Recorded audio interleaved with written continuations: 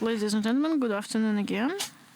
We will start our third technical session on legislative regulation in cybersecurity. The subject of the presentation on law enforcement in cyberspace, and Bruce McConnell is the speaker now. Please, you're welcome. Ensuring cybersecurity of critical infrastructure. It's great to be here, and I'm going to stand over here. I want to talk to you a little bit about malicious actors in cyberspace, assuming that states can agree to a set of rules about the using cyber weapons, and then assuming further that we know kind of who is it that is violating those rules, so you have a pretty good attribution system, then so what? So what can we do about that if there are rules and somebody breaks them? Are there any consequences? So that's what I want to talk about today. It is a pleasure to be here in Moscow. I'm with the East-West Institute, which is a non-governmental organization that works to prevent conflict in all aspects of security, and of course in cyberspace is one place where a lot of conflicts are happening. I'm here with my colleague Vladimir Ivanov, who is the head of our Moscow office. We've been in Russia for 30 years about, so it's an old home for us, although I have only been in the Institute for about 6 years. So anyway, everyone here is aware, and we saw a minute ago, that there's increasing severity and frequency of cyber attacks, right? Corporations and governments continue to increase their investments, however, in defense. So we're spending a lot of money on cybersecurity defense, but actually all the defenders, including governments and even big companies, remain outgunned by the most sophisticated and determined adversaries. And of course, those are not just states. States are out there, but also organized criminal syndicates and state-sponsored terrorist groups. So in cyberspace, we say, today anyway, offense wins. And if you're going to be a defender, you have to secure every door, every window, but the attacker only has to find one vulnerability, one misconfigured software setting, one innocent employee who may open an infected email, and the attacker is inside of the target's network. Even the wealthiest global corporations are unable to outspend a determined state or state-sponsored or organized crime attacker. Governments and corporations continue to spend more money on cybersecurity, but defensive measures are not enough, and they're not going to be enough. We have to reduce the severity and the volume of the attacks. We have to hit the supply side of the equation. The current situation is unacceptable. It's not improving. And that is what I want to talk about. Beyond cyber defense, what can be done to reduce conflict in cyberspace? So the organization of this afternoon's sessions is very good, I think, because I think I can make this work.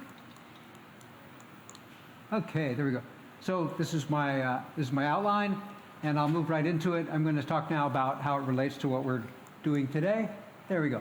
So the logic of the session so far is really good. You heard from Thomas Reed at the beginning that although attribution is not a technical certainty, and there are often important and difficult political obstacles, most cyber attacks can now be, the origin of most cyber attacks can now be achieved or discovered through technical means within a few weeks of the time that you discover the attack. Now, it may take 18 months that the attacker has been on your network before you discover the attack, but in general, at this point, once the attack is known, we can pretty well figure out where it came from. So this is not a problem of attribution, it's a problem of cybersecurity, getting people off your network. Then following Dr. Ridd, you heard from Greg Rudd that we need agreements among states, his recommendations. We need a treaty or a roadmap for how international law applies in cyberspace. Experts disagree about this, but nobody disagrees with the fact that we need to have some rules for the use of cyber weapons. We have rules for the use of other kinds of weapons, chemical weapons, nuclear weapons. They're not always followed, but they are there, and when people violate them, there can be consequences. But right now, even though we have rules for weapons of mass destruction, we don't have rules for weapons of mass disruption, which are cyber weapons. Okay, so I want to talk about cyber norms of behavior. Cyber norms of behavior are rules, of course, and my organization coordinates the activities of a multi-stakeholder group to develop and promote norms of responsible behavior in cyberspace. This group is called the Global Commission on the Stability of Cyberspace. We call it the GCSC. And it comprises 24 people from 17 countries, including Russia, China, Israel, the United Kingdom, the United States. Its members come from diverse communities of practice. It includes former government officials, corporations, academics, and civil society. It believes that no one should use cyber weapons to attack the critical infrastructure of another country during peacetime, for example. No one should attack the core infrastructure of the internet that we all depend on. And it's working with national governments, with companies like Microsoft and Siemens, and with the United Nations to promote that idea and ideas like that. So in history, if you look back at how we reach these agreements in other kinds of weapon spaces, we don't start by coming up with agreements ahead of time about, well, this is how we should use nuclear weapons, or this is how we should use or shouldn't use chemical weapons. What normally happens is that these norms, these customary agreements and agreements for how people should behave or use or not use a specific weapon comes out of customary state practice. In other words, it develops over time. People use the weapons, and those are the ways that we realize how to control them. And so in nuclear weapons, for example, there's been no use of a nuclear weapon for about 75 years. And there's now a nuclear taboo and of the first use of nuclear weapons. It's kind of a norm, right?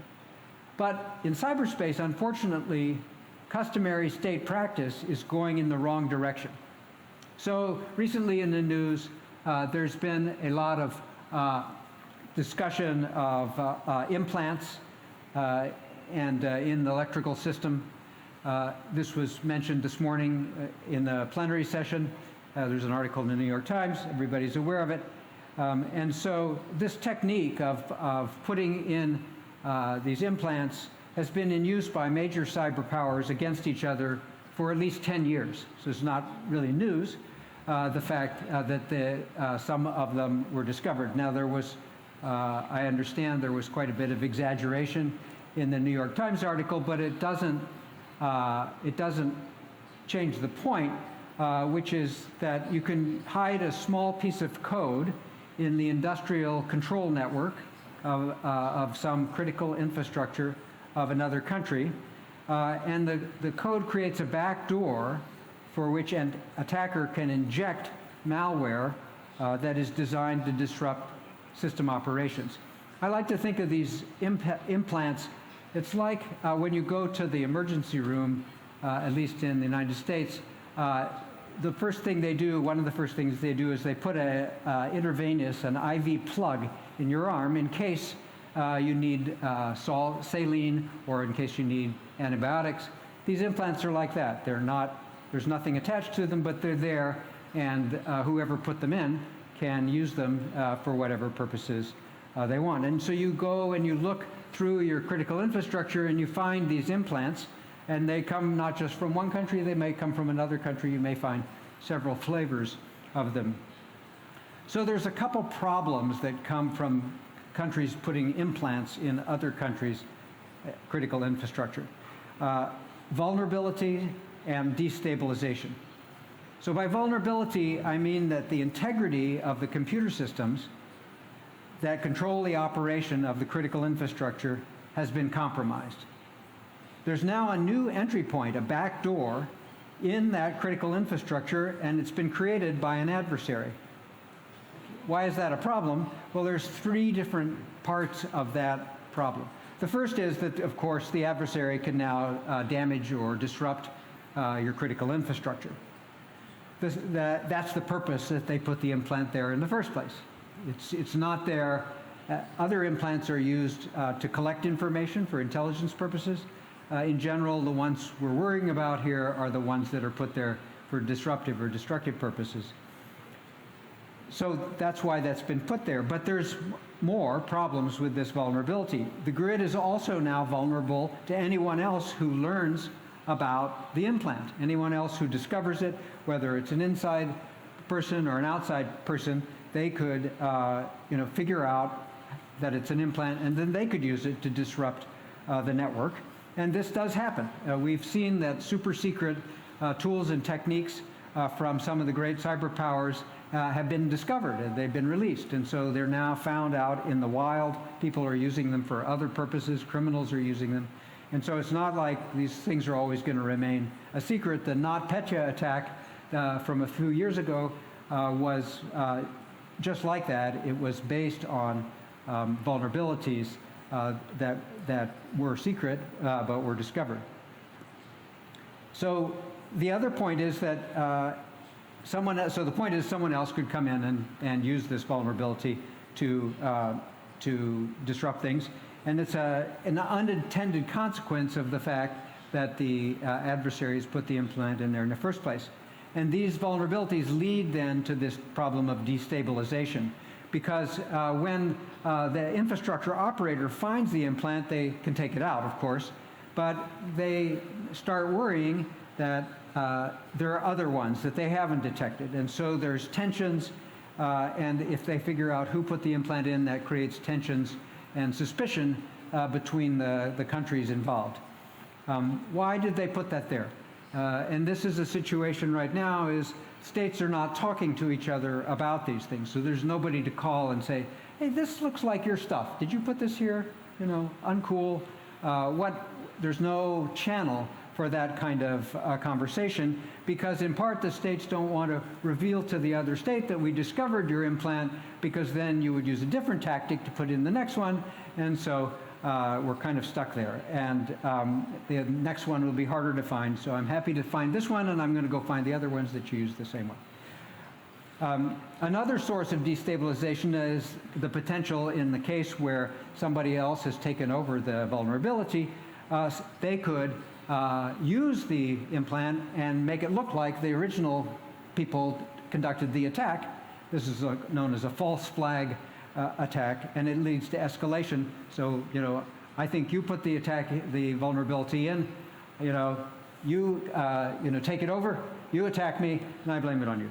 So this is not a good thing. It leads to the danger of broader and more destructive conflict.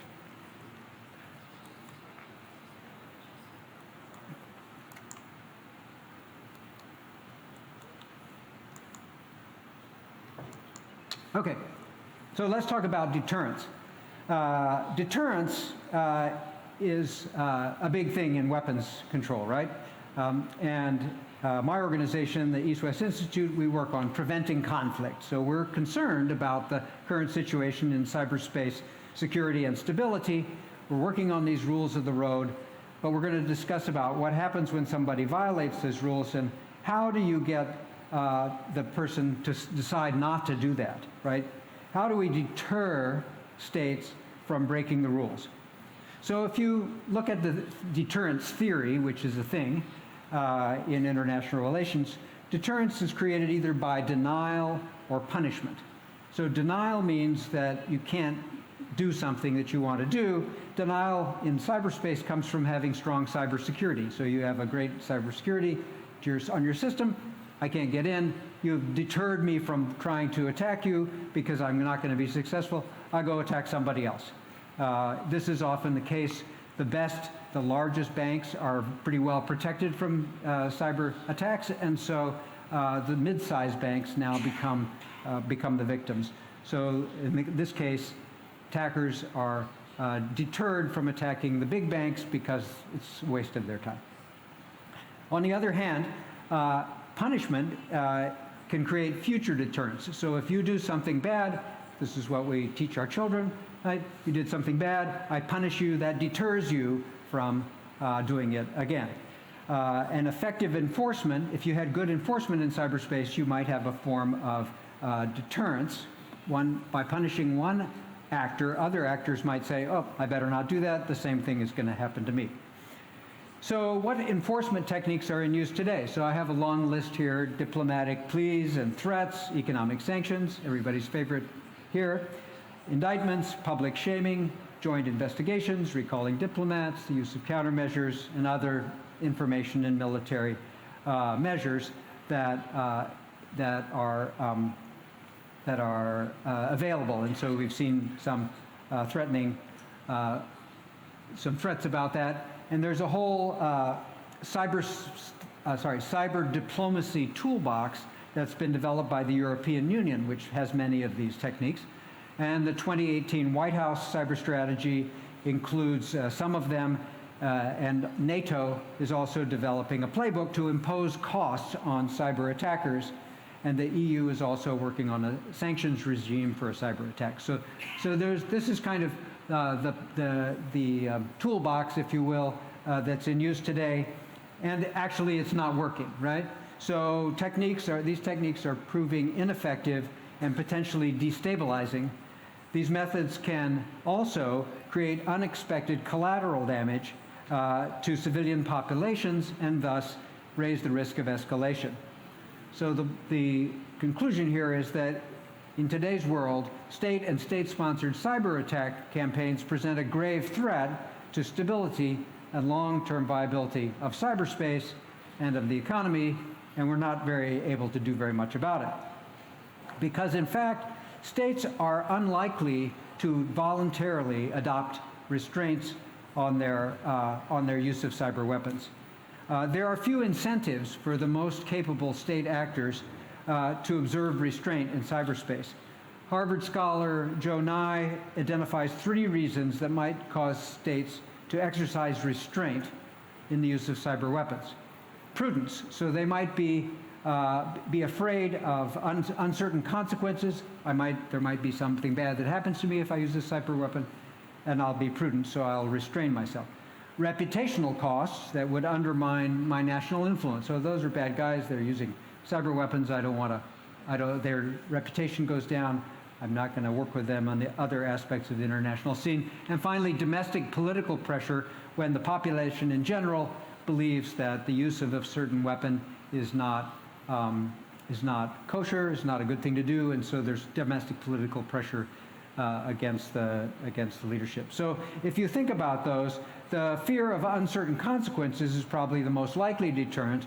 It's sort of along the lines of the biblical maxim, those who live in glass houses should not throw stones, right? So, but in many countries, the national security ministries, who are the ones who throw the stones, are more bureaucratically powerful than the economic and health ministries, who are the ones who build and maintain the glass houses. And so the downside risks from retaliatory, that might come from retaliation from a cyber attack, are undervalued in the debate around, and underappreciated in the debate around what the threshold is for using cyber weapons. Similarly, reputational costs do not at the moment seem to be having much impact, right? Cyber actually is still pretty much below the radar. It seems like a kind of a victimless crime in some ways. There's nobody dies, there's no fires. Humans, there's nothing to show on TV. So at the moment, most major powers are not exercising restraint in the use of cyber weapons. The reputational effects are kind of evening themselves out. They're all bad.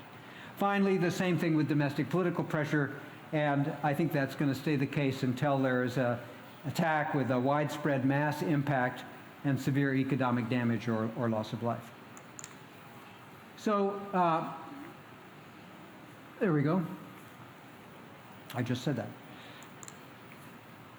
Okay, so what I find most interesting that all the work that's being done in this area right now, and what I've been discussing, has been all the tools and the laws and the sanctions and everything is about actions that states can take against each other, right? This overlooks the fact that cyberspace is essentially owned and operated by the private sector. At least that is the case in the West. So I've been asking, well, what kinds of actions could tech companies take to raise the costs of conducting cyber attacks? There's a process of steadily escalating action that could get government's attention. And I've listed here 5 things that companies could do, and internet service providers in particular could do to make it kind of to deter states and to raise the costs of conducting cyber attacks. So the first one, scan customer devices and request or require them to improve their security. So actually the Japanese are doing this right now. So a lot of stuff these days is being connected to the internet, the Internet of Things, as everybody says. So, security cameras are connected to the internet, traffic lights are connected to the internet, and refrigerators, thermostats, you name it. And most of the time, or much of the time, these devices have very weak security. They have default passwords, password is the password, or admin is the password, and you can't update them with security patches. So they're weak security, and what the Japanese government is doing is scanning the Japanese internet, which is easy to do, and whenever it finds a Internet of Things device, it looks at it and sees how the security is on it, and if it's bad, they notify, they go through the internet service provider and notify the owner that you need to fix your device. It's a kind of a peer pressure thing, and it's very interesting. It's like warning people. So in this case, they were requesting them to improve their security. Another thing you could do would be to send a notice of findings to the hosting service the attacker is using. So a few years ago, when I was in the Department of Homeland Security doing cybersecurity, there were a lot of attacks on U.S. banks by another country using botnets, right? Which botnet is just like try to flood the servers of these banks and thus degrade the customer service. So you can't get in to manage your account or fix your credit card, pay a bill, because this third party is like using up all the capacity. So what the U.S. government would do, it would see where are these botnets coming from, because they were coming from all over the world. The attacker had captured servers, say, in Germany, for example, and so these attacks looked like they were coming from Germany, and so the U.S. would call up the service provider in Germany and say, could you check these out, and could you try to take down these servers that have been compromised. So that's the second thing the private sector can do. And they could do that themselves. They don't need the government to tell them to do that. A third thing would be to just circulate attribution evidence in the community. So basically, there's an organization in Washington called the Cyber Threat Alliance. It's a bunch of cyber companies and other companies. They share information about attacks and who's doing them. It's not official attribution, not public, but it works in a way of raising the costs for the attacker. A fourth way is to block or quarantine selected traffic coming from the attacker. So, in other words, if you start behaving badly, right, we're going to block all the traffic from those servers. This has to be done carefully. You don't want to block legitimate traffic, but some legitimate traffic might get blocked as a result, and so that creates an issue. But the internet service providers can easily do this if they could easily do that and just block traffic from a certain group of IP addresses. And finally, they could boycott the attacking country and not do business there. This is not actually a new idea. In the 70s, A lot of companies globally stopped doing business in South Africa as a result of because of the apartheid situation, and it actually exerted economic pressure on South Africa. This was a private sector led initiative. They were called the Sullivan Principles, so it's possible that the industry could get together and do that. So we're looking at the East-West Institute, we're looking at how these techniques might be helpful to assist governments in a public-private partnership to deter against malicious cyber actors. Now, why do you need the government at all? Why does we need a public-private partnership? And that is the answer to that is that these actions would not be without risk to the companies. Their potential consequences include increased costs as you raise these, you do all this extra stuff. You could lose business. People would not like you. You would have reputational damage. You might be liable for failure to perform the duties under your contract to deliver the mail. And there could even be retaliatory cyber attacks against you. So these are concerns that need to be addressed, and governments would need to reduce those risks for companies by enacting laws that protected them from the legal ones and other possible risks. On the other hand, the companies might start thinking that there are countervailing risks in not doing anything in terms of reputational and financial impacts, including, in extreme cases, criminal penalties from a failure to stop traffic that causes a crippling attack. So if you look at what's happening to the social media platforms, Facebook and Google, they are starting to realize, hey, they need to stop this stuff. It's not required by law, but they need to stop bad traffic, whether it's pornography or fake news, whatever it is, because they're losing business from this. They're getting a bad reputation. So I think this is an area of further exploration.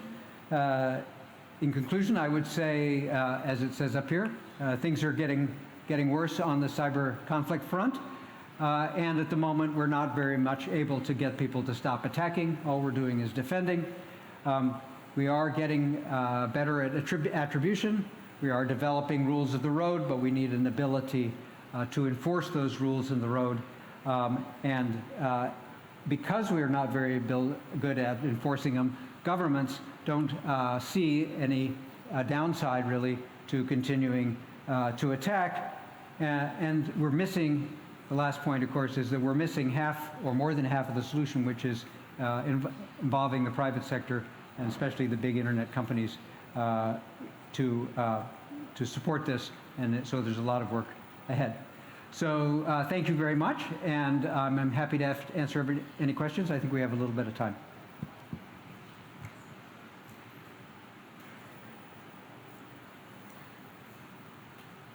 Okay. Well, I completely bamboozled you. Thank you, Bruce. Thank you so much.